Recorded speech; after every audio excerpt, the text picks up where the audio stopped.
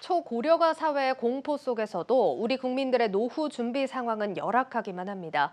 국민 상당수가 당장의 현실적인 문제를 이유로 은퇴 준비를 미루고 있는 것으로 나타났습니다. 퇴직연금 기획 그 첫 번째 순서, 오민지 기자가 우리 시민들의 노후 준비 상황을 직접 들어봤습니다.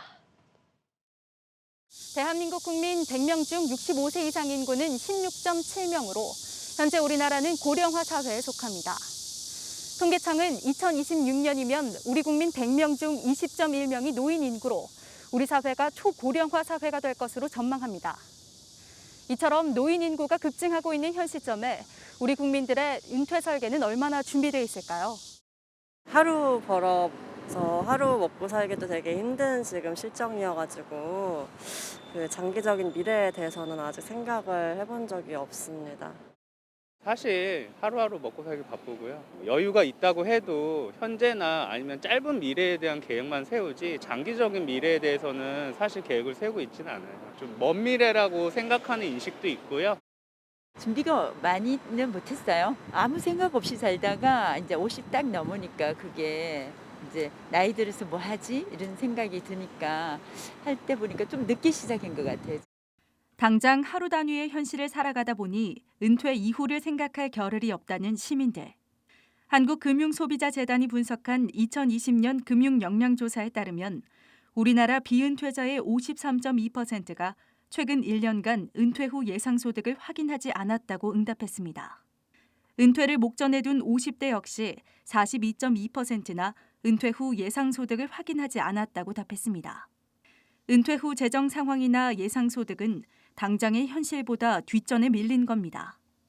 특히 안정적인 은퇴 수익을 보장하는 다층 연금 체계를 갖추지 못한 비율이 83.1%에 달했습니다. 다층 연금 체계란 국민연금과 같은 공적 연금뿐만 아니라 퇴직연금이나 개인연금과 같은 다양한 유형의 연금을 활용해 노후 소득을 보장하는 걸 말합니다. 다시 말해 다양한 연금 체계를 통해 리스크는 줄이고 소득은 높이는 전략입니다.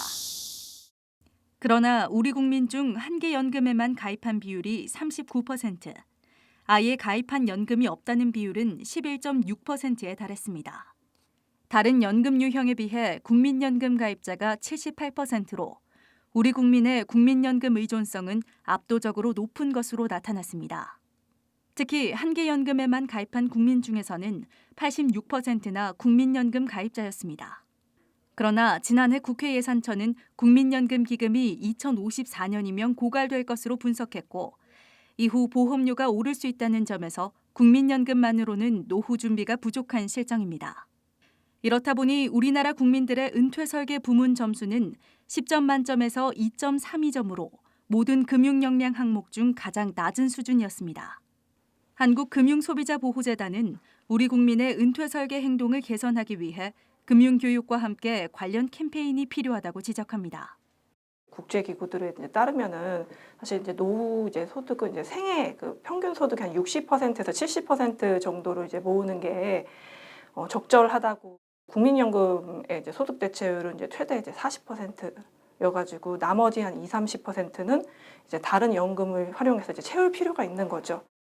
이와 관련해 금융투자업계는 고령화 사회 대비를 위한 다층 구조의 연금 체계 필요성에 공감하고 소비자 니즈에 맞는 투자 상품 시장을 넓히겠다는 입장입니다.